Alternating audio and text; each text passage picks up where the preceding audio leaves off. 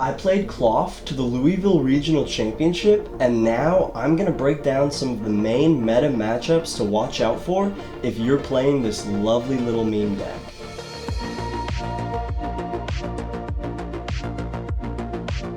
Now, if you don't know what this deck does, go check out my video from about a week ago breaking it down, and then come right back here. I will be checking, I will be taking attendance, and there will be a quiz. Alright, for our first matchup, we've got REGIDRAGO without Noivern. Now, REGIDRAGO can be a very difficult matchup.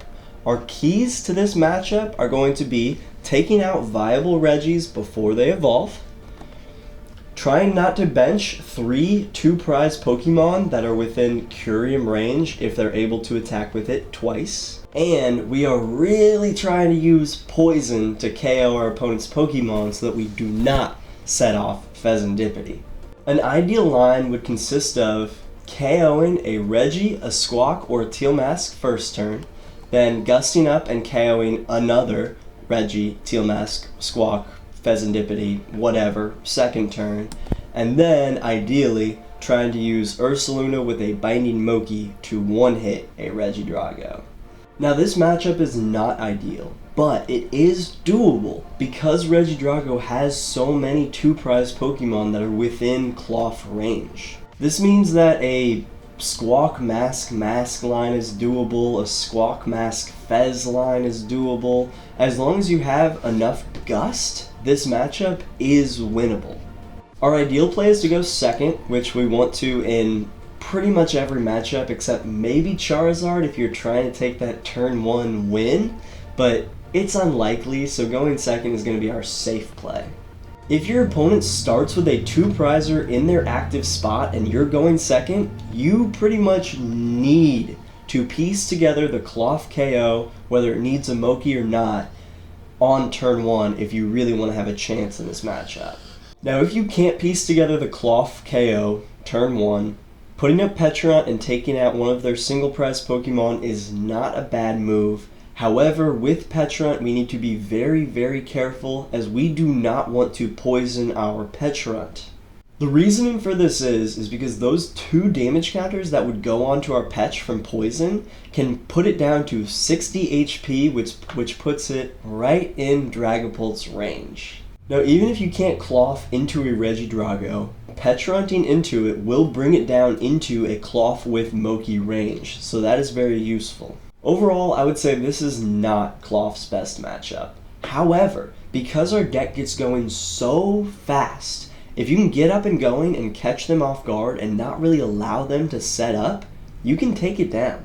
The second they can force you to take down 2 REGIDRAGO V-Stars, or if they can remove the damaged REGIDRAGO V-Star from play, the game is pretty much over. Klawf has a very low likelihood of taking it. Now, if your opponent plays Noivern, essentially the second they get up their Drago running with the Noivern in the discard pile, you pretty much lose. Our only hopes are that they have prized their Noivern, or if they bench another REGIDRAGO or a ZARD, we have the opportunity to boss those up and just hope we can stall them until we can get all of our stuff set up.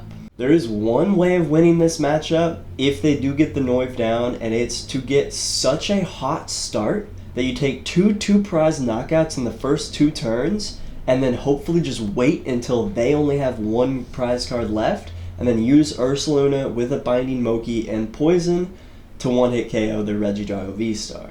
This was the matchup I received in my win-in in round 8 at Louisville, which was such a bummer, but game 1 I was able to take 4 prize cards in the first 2 turns, and then he got Noivern down and just stalled me for the rest of the game, and that was it. It was a bummer, but yeah, very, very, very, very bad matchup for us.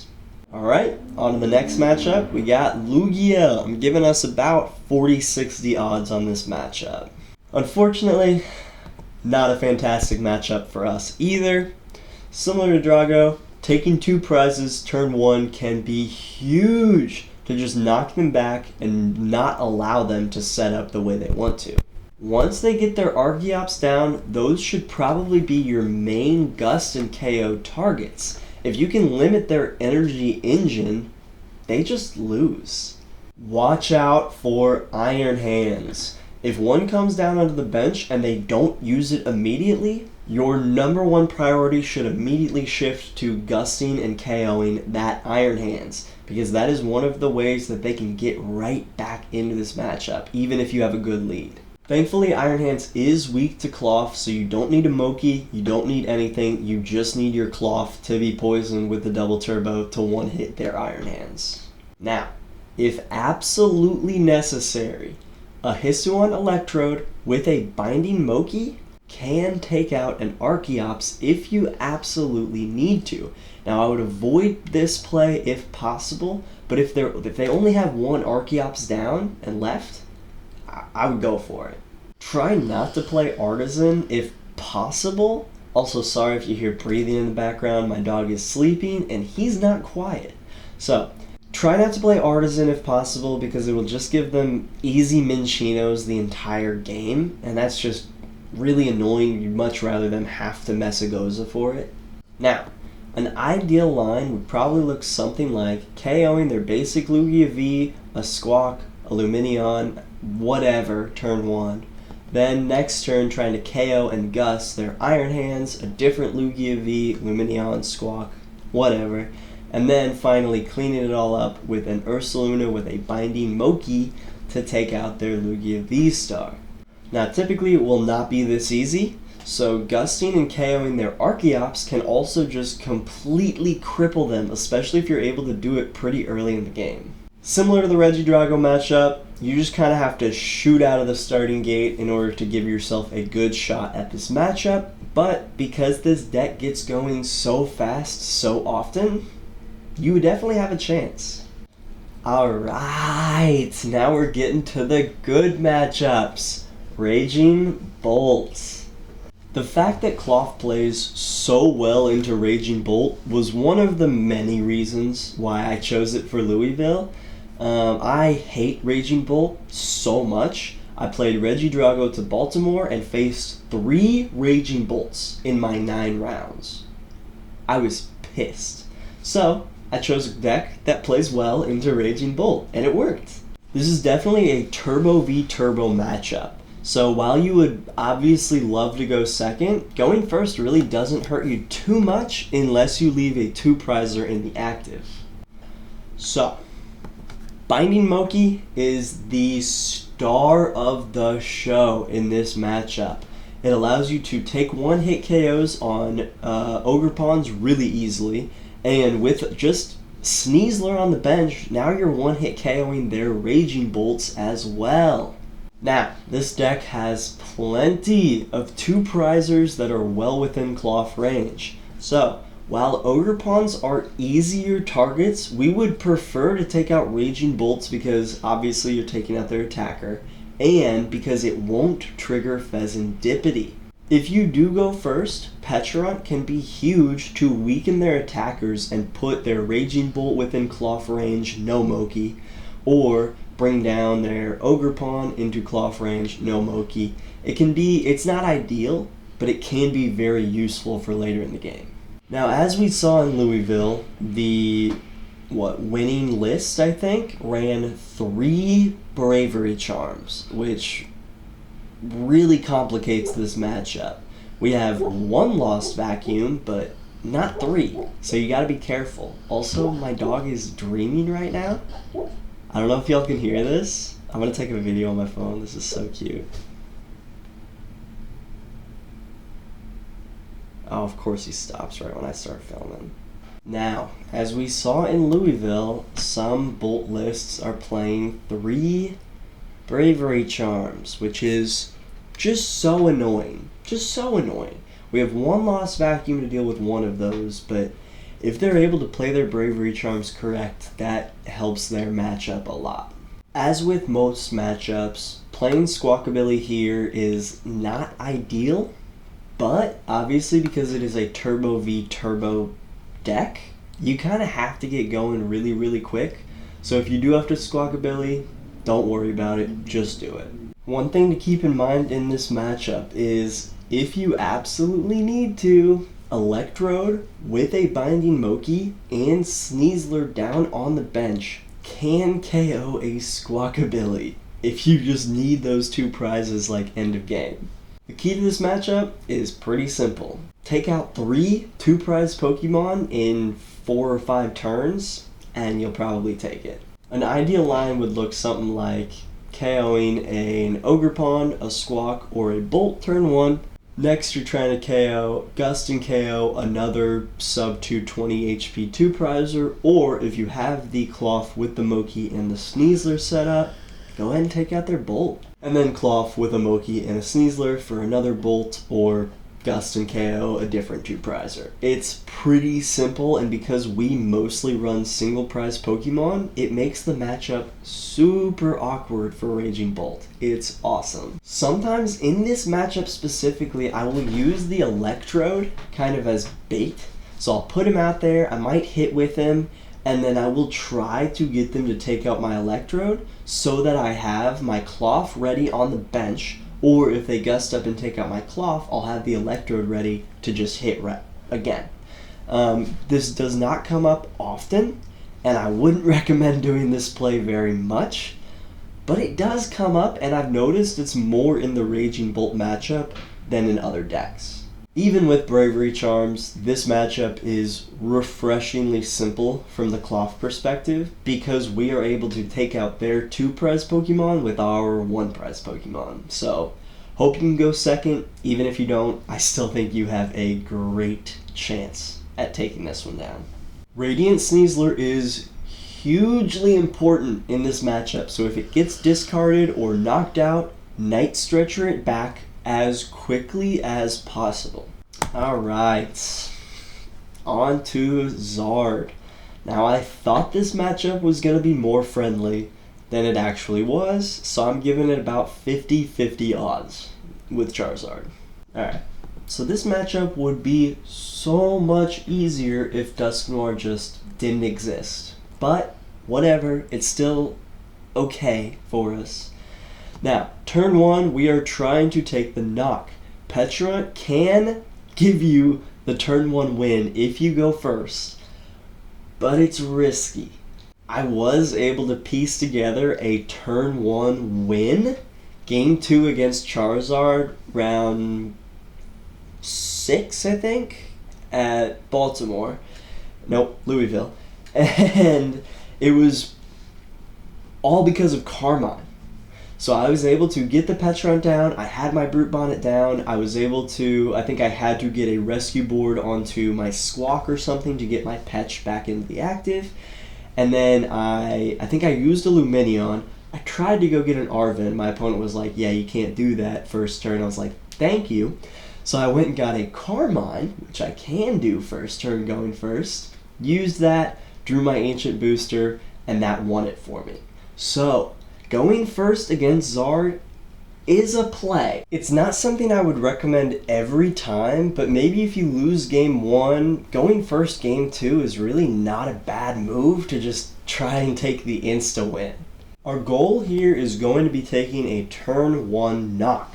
Now we would prefer Pidgey in my personal opinion because I'm more scared of Pidgeot than I am of Charizard, but if there's only one Pidgey or only one Charmander down and you have the ability to gust and KO them, do it. Limiting one or the other instead of allowing them to do both is so huge. And since we're able to one-hit the Charizard but one-hitting the Pidgeot is a lot more complicated until the end of the game, I like to try to prevent them from getting their Pidgeot down early, if at all possible. There's one card that I just wasn't really thinking about until I came across it in both of my Charizard matchups in Louisville, and that is Professor Turo's Scenario. This card is so goddamn annoying in this matchup, because unless you're one-hitting that Charizard, if they have Pidgeot down on the board, they're just gonna undo all the damage you did with your Klawf, and that is so frustrating. Electrode and the super effective glasses are the absolute GOAT in this matchup. So if you've prized your super effective glasses, you're kind of just screwed unless they're in those first 4 and you can get them out for that last KO. But that would just be very, very unfortunate. The nice thing about Charizard is that they will typically have at least one lower HP 2-price Pokemon. Whether that's a Rotom or if they have to use a Lumineon, those can immediately be your top targets for gusting and KOing. So our ideal line here is going to look something like KOing their Charmander or Pidgey first turn, maybe a Dusclops if you have to, but try to avoid it if you can. Then next turn we're going to be trying to gust up and KO their Rotom to take 2 easy prize cards, and then ideally any other single prizer, and this could be reached through them popping a Dusclops or a Dusknoir. And then taking out their Charizard with an Electrode, the super effective glasses, and the Sneasler, or taking out their Pidgeot with a poisoned Ursaluna with the binding Moki on him. The order of these prizes doesn't matter too much, although we would like to take out their Charmander Pidgey turn 1 to try to just slow down their setup. The Electrode and Glasses combo is the most important combination of cards for this matchup, so don't put the Electrode down before you use it, because if they can gust up and take it out, especially if you already have the effective glasses on it, you are done. Alright, on to a fun matchup, Snorlax Stall. This was a matchup that I didn't think was going to be in our favor, and then I actually played it and it was so easy. Now since our deck is able to get up and going so fast, and because we can one-hit KO every card in their deck, you just need to get your stuff up and going. That's it. Now because they are going to try to trap anything other than your Klawf into the active, you need to cherish your switch cards and Arvins and use them wisely. You have 4 outs to Snorlax. 3 switches, 1 jet energy. Use them carefully. If you use a switch card, you better be KOing a Snorlax or gusting and KOing a 2-prizer off their bench. Like I said before, our whole game plan here, get up, get rolling early so they can't ever even get set up. Also with this matchup, you need to watch your board state. Don't put down a Fez, try not to put down a Squawk. Anything that can get trapped up into the active that you can't attack with, avoid putting it down. Now, if you can come across a KO of a Rotom early in the game, your odds of winning increase dramatically. If you can force them to kind of be nervous about putting a 2-prizer down, you pretty much win. Now, unfortunately, our deck runs a lot of item cards that we depend on. So if they are hitting on their Misfortune Sisters, you are out of luck, especially if they're snatching your switch cards away from you. Ooh, that makes this matchup a lot worse. Generally, you can play this matchup pretty slow and still get away with it, but because they're going to be playing so slow, if you can catch them off guard and get going quick, you got a good chance of taking it down. Now, an absolutely ideal line would probably consist of taking a Rotom KO first turn, and then just either taking out 4 Snorlaxes or a combination of 4 Snorlaxes and Mimikyus, or if they put down another 2-prizer, just take that out and I mean, you've got it. This is a pretty simple matchup. Unless they're getting really lucky, getting the perfect cards at the right time, you've got the advantage here. Alright, on to Terapagos. We have a very simple game plan. Get your Klawf set up and win. Alright, on to Dragapult. No, I'm joking. I'm just joking. I'm joking. I'll give you a little bit of background on Terapagos. This is a very simple matchup though. Klawf absolutely bodies Terapagos. Even if they have a Bravery Charm down, even if they have their Bouffalot down, even if they have a Hero's Cape on, all you need is the Moki, and that Hero's Cape no longer matters. This is such a great matchup for Klawf.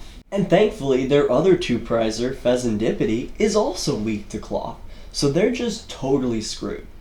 Even if you can't get the Klawf up and running first turn, Petra and Dine, Hoot Hoot, a Fanrodom, a Pidgey, or a Duskull can still be very effective in just getting the start on that prize race. So, unfortunately, because we're hitting for weakness, we are almost always taking the one-hit KO without the help of poison, so Fezandipity will be big for them. Try to gust and KO Fez early game if they put it down. And definitely try to prevent them from getting Pidgeot down. That can be kind of the one game changer if they're able to get Pidgeot set up and keep it set up on their board for the whole game. Their chances of winning go up, although they're still not good, their chances do go up. So try to prevent the Pidgeot from going down. But also remember, Ursaluna with a Binding Moki, end of game, can KO a Pidgeot. Alright, an ideal line here is pretty simple. KO Terapagos, then KO Terapagos, and then guess what? KO a third Terapagos, or a Pidgeot, if you have to. But pretty simple. Go into this matchup very confident, but maybe not quite as confidently as this next matchup. Never mind. Go into this matchup confident, but careful. Because Dusknoir can take out a Klawf, and with the help of Briar, they can piece together 3 or even 4 prize turns. I wish you all the Terapagoses if you end up playing Klawf. Alright, now on to a bad matchup, potentially the worst matchup out of all of the current meta matchups. Dragapult. So, the rundown of this deck is kind of like you're starting the game against ZARD, but you're ending the game against REGIDRAGO. So you have to be very careful about where you're putting the damage counters on your board, who you're poisoning, all of that, because it can come back to bite you late in the game. Early game, pretty similar to Charizard. We're trying to take out their Dreepy, we're trying to take out their Pidgey, or we're trying to gust KO their Rotom if possible. Similar to ZARD and kind of REGIDRAGO, we are trying to speed out of the gate to catch them off guard and ideally get them kind of back on their heels where they can't be quite as aggressive as they would like to.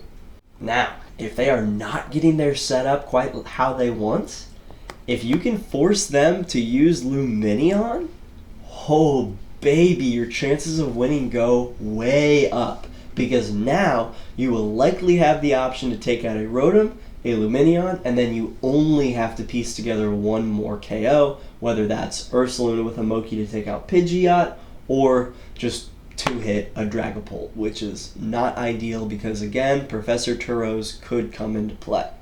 Since the Dragapult player is able to effectively one-hit KO every single one of our important one-prize Pokemon, while also spreading damage to the bench to clean up later, the Klawf deck essentially has to take as many knockouts as possible before your opponent even gets Dragapult out. An ideal line against Dragapult would probably look something like KOing Rotom V turn 1, then gusting and KOing a Fez or a Lumineon if they put those down, or 2 single prize Pokemon, Pidgey, Dreepy, whatever. And then Ursaluna with the Moki to take out a Pidgeot late in the game, or Ursaluna and Pecharunt to take out a Dragapult, which is obviously not ideal. This is the only other matchup other than Charizard that I would ever consider going first, but it's still just, I'm not sure if it's worth it to sacrifice your ability to maybe get that 2-prize knockout on turn 1 going second. If you're able to get a really good start and the Pult player just doesn't, then you do have a chance to take this one down, but it's not ideal. Alright, back to the good matchups. Now, Quad Thorns is awesome for us, because the only rule box Pokemon's abilities that we use are Fezandipity, Squawkabilly, and Radiant Sneasler. So, if you can just go a little bit slower, you don't have to get everything down and set up turn 1, but it would still be nice, you'll win this matchup. They're weak to you. Similar to Terapagos and Miraidon, which we're about to talk about, any 2-prize deck that is weak to fighting is just, it's easy money for the Klawf deck. Literally just get your Klawfs up and running, hope that your opponent doesn't roll heads on their crushing hammers or their Pokemon catchers, and you win. Now, if they do play enhanced hammers, this matchup gets a lot closer, because if they're able to take out our double turbos and kind of gust around, this matchup gets a lot more annoying, and those Colress's experiments come in clutch. This game plan is very similar to the Terapagos one, except we don't really want to use Petch first turn because it really doesn't do anything for us, unless you just don't have another Pokemon that you'd rather be up in the active. This matchup is awesome because since they're weak, we don't need the Mogies, we don't need Sneasler down. Literally just get your Klawfs down and start hitting them. An ideal line is pretty simple. Take out 3 Iron Thorns, or I guess 4 if they're running the Legacy energy, but no Iron Thorns decks are running the Legacy energy, which I find kind of strange. Anyways, doesn't matter. You can go into this matchup more confidently than you did with Terapagos, but not quite as confidently as you can with this next matchup, Miraidon. The game plan here is shockingly simple. Get your Klawf down and win. Alright, on to No, I'm kidding. Yes, I know that joke isn't good enough to do twice, but this is my video, not yours. Sit back down. No, you can't use the bathroom. I don't know why I'm turning into a teacher.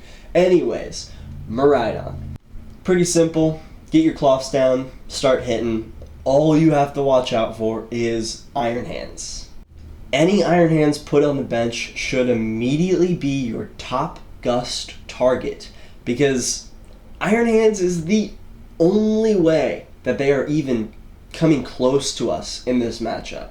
Now, thankfully, Iron Hands takes a little bit to set up. They need 4 energies, so unless they're hitting their electric generators at just crazy rates, you should have at least a turn to gust and KO their Iron Hands before they can get ya.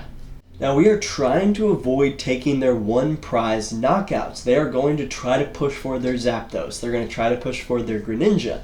And while the Greninja might be worth it, the Zapdos is absolutely not worth it.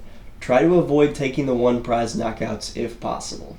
Even if you just get an okay start, don't panic. You still have the advantage here. Even if you're down a couple prize cards, you know you have the ability to just boom, boom, boom, take 3 2-prize knocks, and you're good. The ideal line here is pretty simple. Just KO 3 2-prizers. Maybe Greninja, but even still, I would try to avoid it. Alright, on to Palkia. I think this is a very mid matchup for Klawf. Winnable, but not great. The nice thing about this matchup is that there are plenty of 2-prize Pokemon that are within Klawf range, so you really just have to have the gust to get around their Palkia V-Star, and you're doing okay. We are really trying to take a 2-prize knockout first turn and hope that that just doesn't allow them to set up. Now, obviously, if they only have 1 Palkia V down, gust and KO that bad boy, if at all possible. Do whatever you can to gust and KO that bad boy. If you can offset them by just a turn or 2, making them spend another turn to get that Palkia down before they can evolve it, oh, it's huge. It's huge in this matchup. We are trying to take 3 to 4 prize cards in the first 2 turns to make their Dusknoirs really awkward. We want to make it so that if they use their Dusknoir, it gets us significantly closer to that dub. If we've taken 3 prize cards, them taking out our Klawf might not be worth it, because then that puts us down to 2 prize cards left. Greninja EX is not ideal, so really hope that they can't get their Greninja down, because that is a huge, awkward HP for us to deal with. Now, if they do get their Greninja up, you are able to one-hit it, but you do need them to only have 1 prize card left, your Ursaluna with a Binding Moki, and it's poisoned, and you have Sneasler down on the bench, which is just a lot of moving pieces to take a one-hit. In my one Palkia matchup at Louisville, I was able to take down their Palkia turn 1, and they just never got anything else up and going. So if you can stifle their Palkia early, it really limits them. Essentially with this one, whoever gets up and going first likely will win. An ideal line would probably look like KOing a Palkia V first turn, then gusting and KOing a Mew, a Squawk, or Lumineon, anything that's within Klawf range, and then using Ursaluna with the Binding Moki to take out their Palkia V-Star.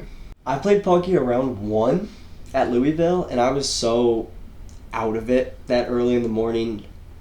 I think I was just able to get my deck up and running in both the first and the third games, and that was it. I was just able to get up and running before him. So I think whichever deck gets up and going first will take this matchup.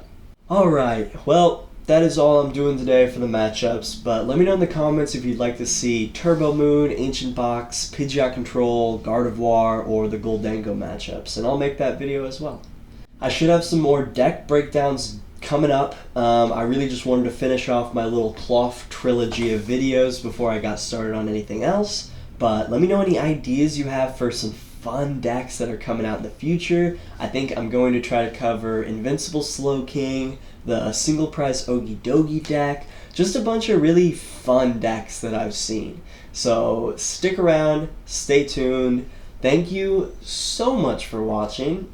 You didn't have to do that, so thank you.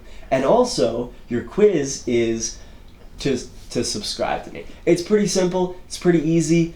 Just hit that subscribe button, you know? That's your quiz. If you do that, you get 100%. A+. A+. Alright? So, keep that in mind. I appreciate the hell out of you guys, and get out of here. Go. Like, the video's done. Leave. Let me just make a graceful exit here.